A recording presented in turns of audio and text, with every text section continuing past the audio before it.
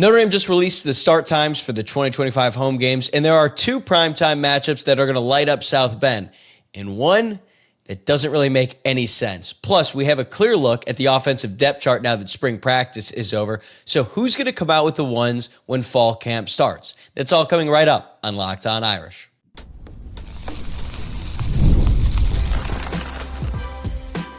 You are Locked On Irish, your daily podcast on the Notre Dame Fighting Irish.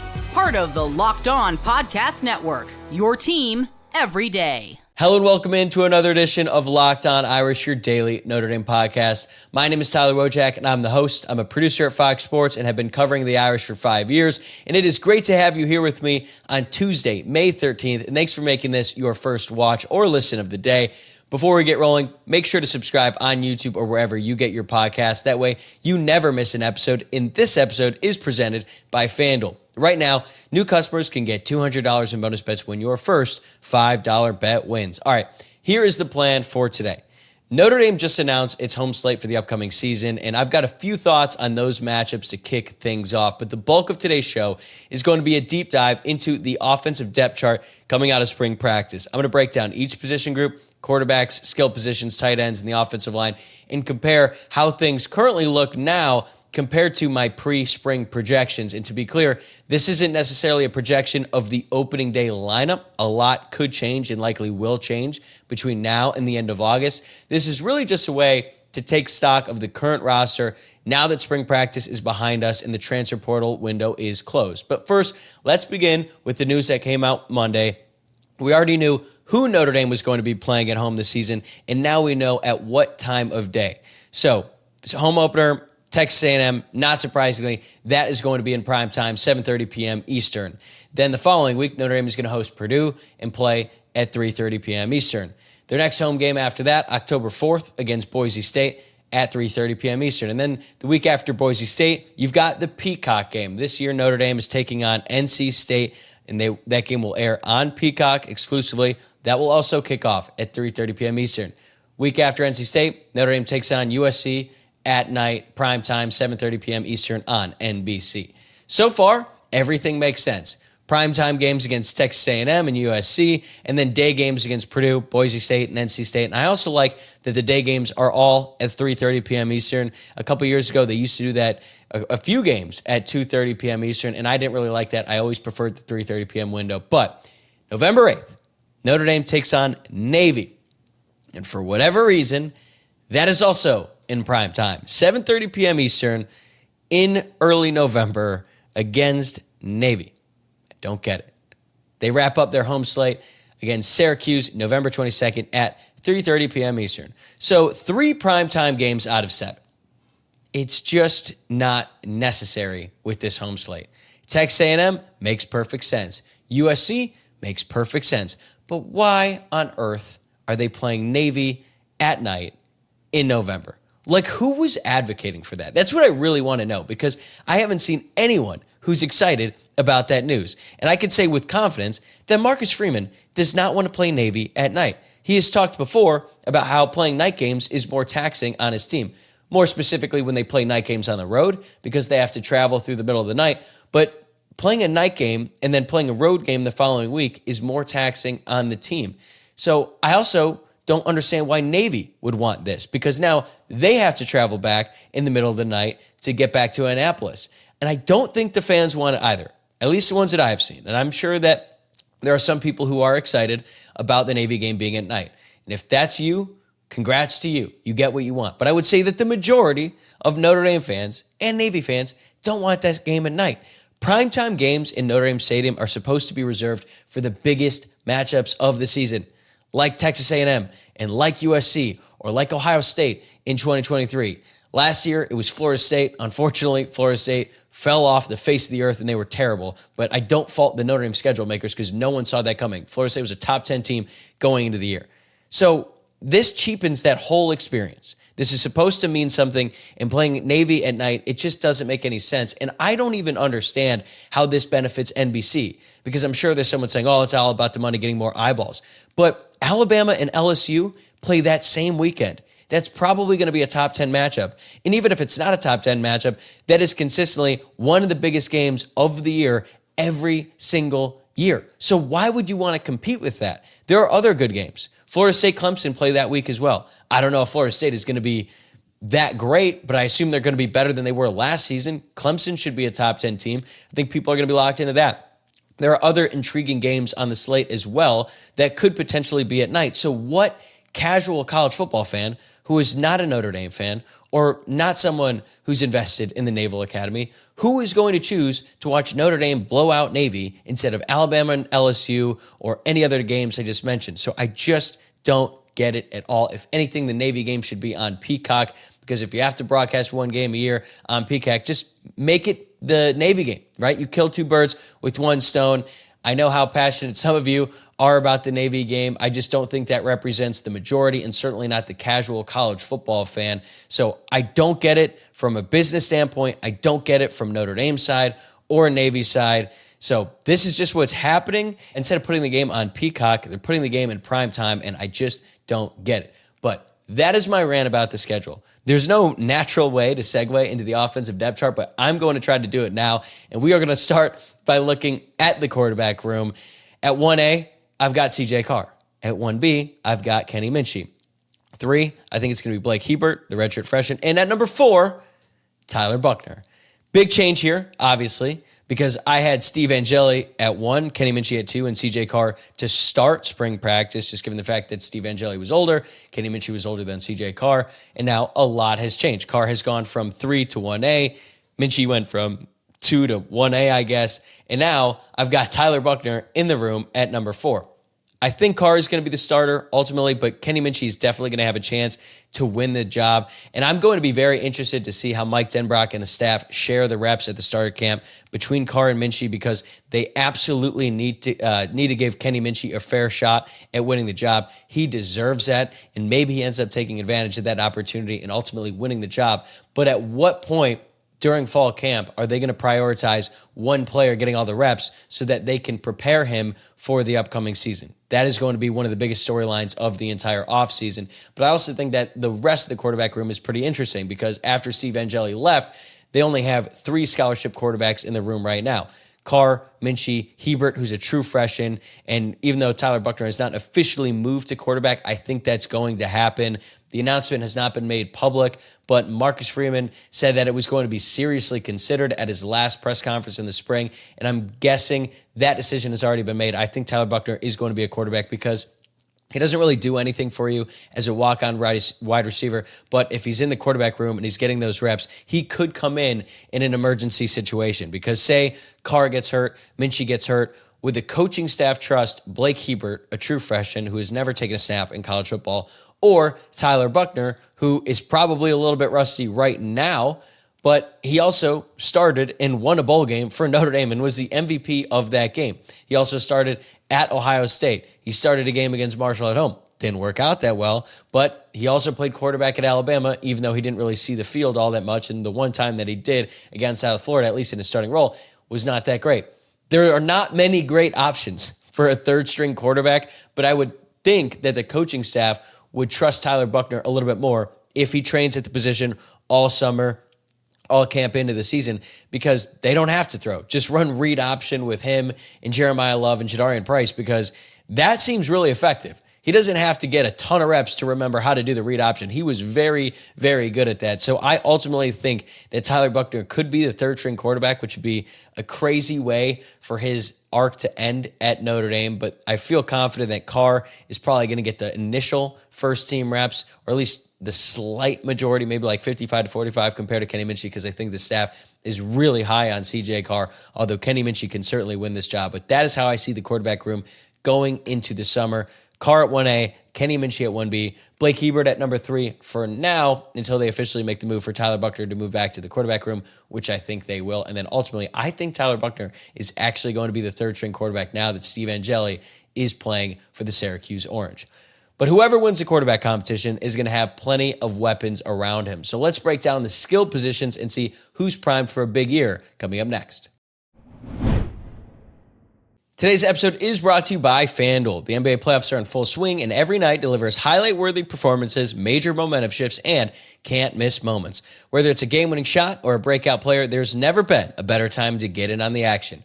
FanDuel makes it easy to stay in the game before tip-off and live. With player props, performance trends, and same-game parlays, fans have more ways than ever to play smart and win big. Jalen Brunson has been unstoppable this postseason, and you can back him up by betting on his over in points, rebounds, or assists. Plus, after the game tips off, you can even combine live prop bets into a same-game parlay for a chance to win big. All right, here is my pick for today's show. Pacers, Cleveland Cavaliers, Game 5, coming up tonight. Pacers up on the series 3-1. Now, this game is in Cleveland. Pacers are plus 240 to win this game against the Cavaliers and clinch this series tonight. There is zero chance for the Cavaliers to win this game. It's over. It's written in stone. You can bet everything you have on the Pacers plus 240. Borderline automatic, all right? There's no way the Cavaliers win tonight. So take the Pacers plus 240 in Game 5. And if you're new to FanDuel, it is the perfect time to sign up. Head to FanDuel.com and place your first $5 bet. If it wins, you will get $200 in bonus bets. Make every moment more with FanDuel, the official sports betting partner of the NBA. Let's take a look at the depth chart in the Notre Dame running back room. And I think it's safe to say that this is the deepest and most talented running back room in all of college football. And as a matter of fact, I genuinely cannot believe they have all 6 scholarship players that they had going into spring still on the roster at this point in time. I thought for sure at least one would have left in the transfer portal, but they all elected to come back. And the reason I felt that way is because there is so much talent in this room, and there is really only one ball. And the new running back coach, Ja'Juan Seider, has been pretty open about the fact that he's really only going to rotate 3 guys. Now, if injuries happen, then more guys are going to get reps, and in garbage time, there's going to be opportunities and stuff like that. But he is not going to rotate like Dylan McCullough, who had his famous 9 jobs, and every single running back in the room had a chance to win one of those jobs and therefore get playing time. That's not going to be the case. We're probably going to see a healthy dose of Jeremiah Love, who is obviously the starting running back, and a healthy dose of Jadarian Price, who's at number 2 behind him. At number 3, that's where it gets interesting. I think there is a real case to be made that we could see some shifts between 3 and 5, but I still got Aeneas Williams at number 3 going into his true sophomore season, Keidron Young, who's going to be a redshirt freshman, and then I got Jabron Payne at number 5, the veteran, coming off major knee surgery that he suffered last year in the blue-gold game, had the torn ACL, now he's back, he's healthy, and he looked really good in spring practice. And then to round out the room, I've got the true freshman, Nolan James Jr. So Aeneas Williams was number 3 last year, was a very important player for Notre Dame in their playoff run, but is it possible for Keidron Young to jump Williams in year 2 now that he's had a healthy offseason? Because Keidron Young was also an early enrollee last year, same with Aeneas Williams, but Keidron Young is dealing with an injury throughout the offseason and then asked Dylan McCullough to redshirt. Well, now he's been healthy. He has a chance to potentially win that 3rd spot. It's going to be a tough task because Aeneas Williams is really, really good, but I'm at least open to that possibility. I'm also open to the idea that Jabron Payne could find his way on the field because he did a couple years ago when Notre Dame had Audric Esme and a freshman Jeremiah Love, who was already starting to show flashes of the type of player that he could be. The fact that Dylan McCullough trusted 5'9" Jabron Payne on 3rd and short situations over Audric Esme, who is a literal tank, shows you the type of player and the type of dog mentality that Jabron Payne has. Does Ja'Juan Seider see it? Is he willing to take Jeremiah Love or Jadarian Price off the field to put in Jabron Payne? We'll see. But I can just say that Jabron Payne has already exceeded my expectations of what he could be for this team based on what he did in spring practice. He looks like a veteran running back, and he moves like a veteran running back, and he's going to compete for playing time. I don't think Nolan James Jr. is going to compete for playing time. I think he's got a promising future, but he's probably a lock to redshirt unless he somehow finds a role on special teams. But I already think Notre Dame is the best running back duo in the country. I think Jeremiah Love and Jadarian Price are better than Nicholas Singleton and Katron Allen. Am I a little bit biased? Perhaps. But there is no doubt that there is no other team in the country, at least in my opinion, that has a deeper room than what Notre Dame has. Because not only do they have a great 1-2 combo in Love and Price, if Aeneas Williams and Keidron Young went to some other Power 4 programs, not necessarily like the Powers in the Big Ten or the SEC, but I don't know, if they went to like an ACC school, like maybe like a Wake Forest, that'd be a really solid 1-2 punch with Williams and Young. And they are 3rd and 4th on the Notre Dame depth chart right now. So that tells you the type of talent that they have stacked up in the room. And I just think that it's going to be really interesting to see how Ja'Juan Seider goes about balancing those reps and also managing those egos, because there's just a lot of talent and these guys want to play. They want to get the ball. And that's why I thought one of them would have transferred by now, but it ultimately did not happen. So now Notre Dame just has an embarrassment of riches in their running back room. All right, a wide receiver. At X, the boundary receiver, I've got Malachi Fields, Micah Gilbert, Cam Williams, and then Jerome Bettis Jr. The Z receiver spot, the field receiver, I think that's going to be Jordan Faison, Elijah Burris, or KK Smith, and then Scrap Richardson, the true freshman. Slot receiver, Jaden Greathouse, Will Pauling, Logan Saldate. But it's less about who is going to be at the X, the Z, and the slot, because we know that Mike Denbrock and Mike Brown are willing to move guys around. It's about getting the top 6 guys in that room, and those guys are going to rotate the most. So I think the top 6 are going to go Malachi Fields, Jaden Greathouse, Jordan Faison, Will Pauling, Micah Gilbert in that 5th spot, and then Elijah Burris or KK Smith. That's going to be a great battle to watch. The top 4 were easy to pick. 5 and 6 were pretty difficult. I do think Gilbert is going to be the 5th receiver so long as he can stay healthy. I was so disappointed that he got hurt in like the first drill of spring practice. He was one of the players that I was most excited to see during the spring. He had a terrific spring practice when he was an early enrollee freshman, capped it off with 2 touchdowns in the blue gold game. I thought he was going to take a big step forward in spring practice, but he just wasn't able to because he wasn't out on the field. But then with more opportunities, Elijah Burris certainly took advantage of them in his first go-around with the Notre Dame football team. It was also a great opportunity for KK Smith, but it didn't seem like he took that step forward. It was a great opportunity because he's a junior. He's been around. He's waited his turn. He's dealt with some injuries. Now he's back and he's healthy. And you just didn't hear enough about KK Smith for me to think that he has solidified one of those spots. So I think it's going to be up for grabs in fall camp between Elijah Burris and KK Smith. But also, keep an eye out for Logan Saldate. I know he's technically the 3rd slot between Jaden Greathouse and Will Pauling. Those 2 guys are going to take up a lot of reps, but the way that Mike Denbrock talks about Logan Saldate and some of the things you hear about him, I think that he's going to be a really, really good college player, and we might start to see flashes this fall. I guess there's some debate about who's going to be wide receiver 1 between Malachi Fields and Jaden Greathouse. I think it's pretty safe to say it's going to be Malachi Fields for now. Even though he's new to Notre Dame, he's been a very productive receiver for Virginia over the course of the past couple seasons, had over 800 receiving yards in back-to-back seasons, including 800 this year when Virginia did not have a competent quarterback. We saw that when Virginia visited South Bend and Notre Dame played them this year. I think they had like 5 interceptions in that game. So the fact that Malachi Fields was able to put up those kind of numbers dealing with that kind of quarterback situation, to me, is really impressive. And look, I'm extremely optimistic about what Jaden Greathouse can do this season and beyond. But he had 592 receiving yards last season. 40% of those yards came in the last 2 games of the season. That's just not good enough. He was not as consistent. And going into the year, I had really high expectations for what he could be, and we just didn't see him take off until the very end. Now, it was the 2 most important games of the season, so that's really encouraging as we start to look ahead to this upcoming season.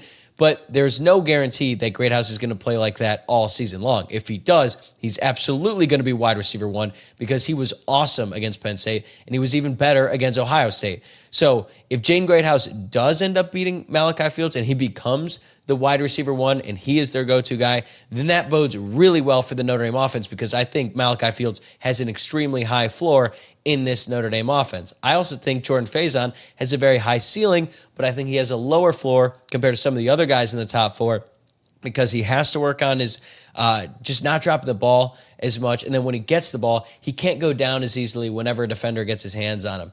You look back to last season, he had some really great moments, but then there was also some bad drops, like in the national championship when Notre Dame ran the fake punt, Steve Angeli's last pass in a Notre Dame uniform. Yeah, it was a pretty predictable play. Ohio State definitely saw it coming, but I mean, Angeli put it on him. Faison was there for a first down. He has got to make that catch in that moment, and he just didn't do it. And I think that we saw too many drops from him this past season. He needs to clean that up going into this season because Will Pauling is going to be a very high-volume receiver, and even though they play 2 different positions, Faison is the Z, Pauling is going to play in the slot. Pauling could end up taking up some of Faison's production if he doesn't clean that up. But still, I feel very good about Notre Dame's top 4 wide receivers in Fields, Greathouse, Faison, and Pauling. But those 5 and 6 spots, that's going to be a fun battle to watch during fall camp. And we're really going to start to see some serious movement over the summer as these quarterbacks and wide receivers get together to work on their timing. Carr, Minchie, they both need it because they have not really taken that many reps with the ones. Steve Angeli was around as well. So very important couple months here coming up for the wide receivers, and it's going to be a very fun battle to watch. But none of it works without a solid offensive line and tight ends that can block and catch. So let's take a look at how things are shaping up in the trenches coming up next on Locked On Irish.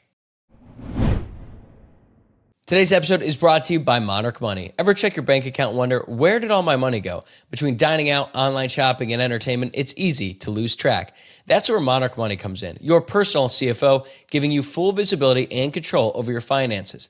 Monarch Money isn't just a budgeting app. It's a complete financial command center. You can track all your accounts, investments, and spending in one place so you stop just managing your money and start building wealth. When I started using Monarch, I realized just how much I was spending on food delivery. Now I budget smarter and save more. Instead of juggling multiple apps, you can use Monarch to check your finances, track spending, and even plan long-term goals. Managing money with your partner is smoother than ever. You can track shared and personal accounts, set goals, and stay on the same page without the stress. Take control of your finances with Monarch Money. That's code LOCKEDONCollege at monarchmoney.com for 50% off your first year. That's monarchmoney.com, code LOCKEDONCollege for half off your first year. Marcus Freeman likes to say he wants an offensive and defensive line-driven program, but for much of the past decade, the offense has been driven by the tight end room. This year's tight end room, probably not quite as talented as some of the other tight end rooms Notre Dame has had in the past, but it still has a lot of potential, and the big reason why is that tight end number one, Eli Raridon. I think the tight end room looks the same now as it did before the start of spring. I got Eli Raridon at number one, Ty Washington, the transfer from Arkansas, at number two, even though he has not participated in any of the spring drills while he finishes up at Arkansas. Kevin Bauman at number three, Jack Larson at four, and I believe that true freshman James Flanagan is going to start fifth string. Cooper Flanagan obviously out for the year with that ruptured Achilles. So there are no changes here compared to my pre-spring projections for the tight end room, but I do feel more comfortable about Eli Raridon being a true tight end one for Notre Dame. Is he going to live up to some of the greats that have come through in the past, like more recently Cole Kmet, Michael Mayer, or you could go back to Tyler Eifert or Kyle Rudolph? That remains to be seen. But he certainly has the physical tools to be that good. He just has to do it on a consistent basis. And it looks like in spring practice, he was doing it on a consistent basis, had one of the biggest plays in the Jersey scrimmage, played well in the blue-gold game, and just looks the part.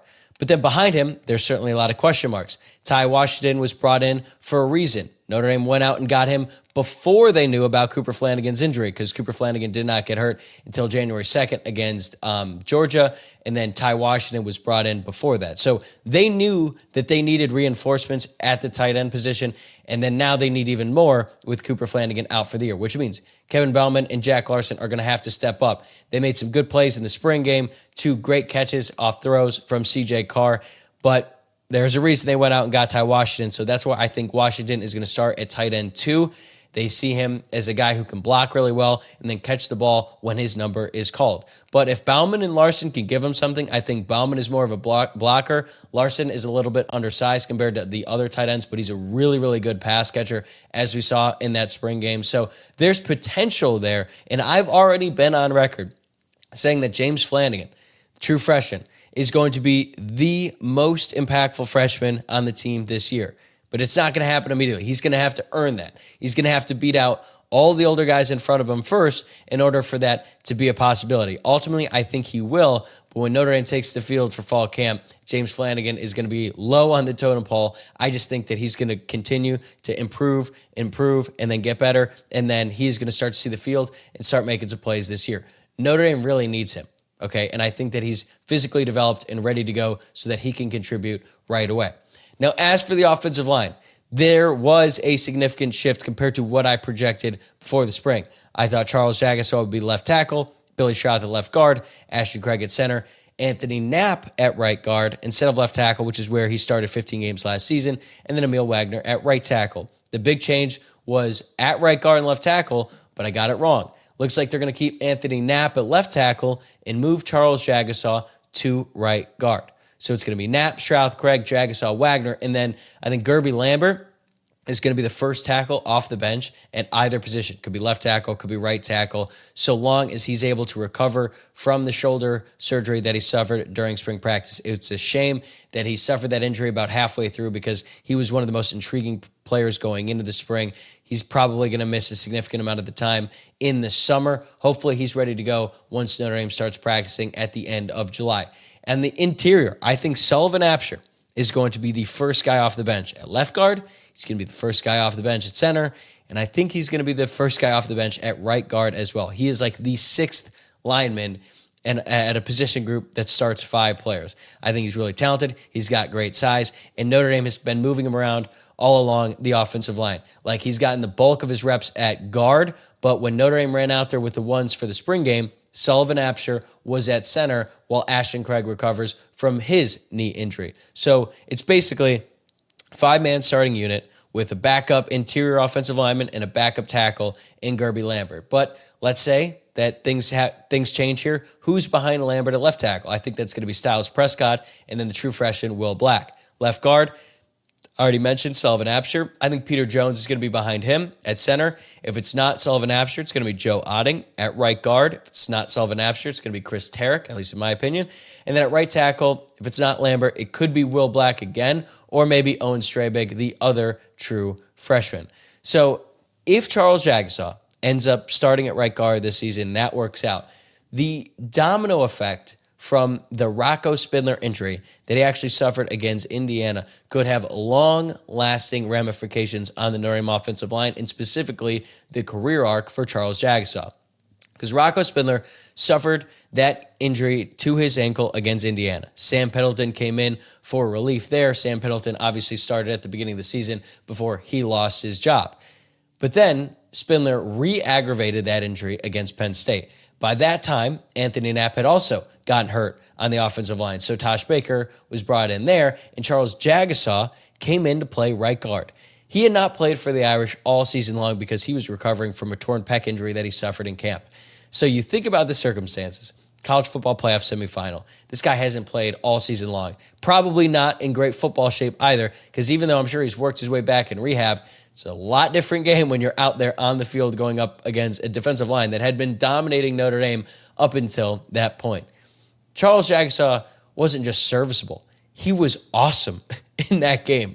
And when you consider the circumstances, that is like a heroic effort. And he played so well in that game at right guard that I think Joe Rudolph and the staff looked at him and like, hey man, you're a really good left tackle. You might be the best guard in the entire country. And that's what Joe Rudolph said during spring practice. He was like, look, they got to give him a look there because he just looked that good in the game. And you also know that you have a solid left tackle in Anthony Knapp because even though he's inexperienced in terms of how long he's been in college, he's only going to be entering his second season with the team. He started 15 games last year, including a few college football playoff games. So his experience was certainly expedited given Notre Dame's extended season and the good teams that he had to play down the stretch. So I think they feel comfortable with Anthony Knapp at left tackle, even though if you had asked anyone a year ago who's going to be the left tackle in the future for Notre Dame, I doubt anyone would have said Anthony Knapp, but that's the case as it stands today. Obviously, Billy Schrauth is a lock at left guard. And then Ashton Craig, assuming he comes back from his injury, okay. Marcus Freeman said he's going to be full go in the summer, so he should be fine. I think he will get his starting job back because the coaching staff is extremely high on him. They think that Ashton Craig is a future pro. And Emil Wagner, quietly, one of the best seasons of anyone on the Notre Dame offense last season, played damn near 1,000 snaps. Started every single game, played every single game. Was seemingly one of the only guys in the team who did not get injured at any point last year. I think went from being a question mark before the season because there was some questions about his weight to, wow, this guy could also be a future pro. So I look at that offensive line. I love Notre Dame's top 7 guys. They should absolutely be finalists for the Joe Moore Award. After that, it gets a little bit dicey. There's going to be some eyes on Will Black once he joins the team. I just don't see a path to him playing this year because he didn't early enroll, even though that doesn't matter for every position. I do think it matters a lot on the offensive line because it's not just the time spent at practice. It's a time in a college football weight program and the opportunity to bulk up much faster than you would at home. But hopefully Notre Dame gets some luck this year with the injury bug. They certainly did not have any luck last year. But if they have this same 5-man unit every single game, this offensive line has the potential to be elite in college football. All right, that's going to do it for this episode. I'm going to be back here tomorrow with a look at the depth chart on defense heading into the summer. So make sure that you subscribe on YouTube or wherever you are listening to the podcast. And remember to like the video below if you're watching along on YouTube, or if you're listening to the podcast, rate the show 5 stars and leave a review. Have a great day, everybody. I'll see you tomorrow.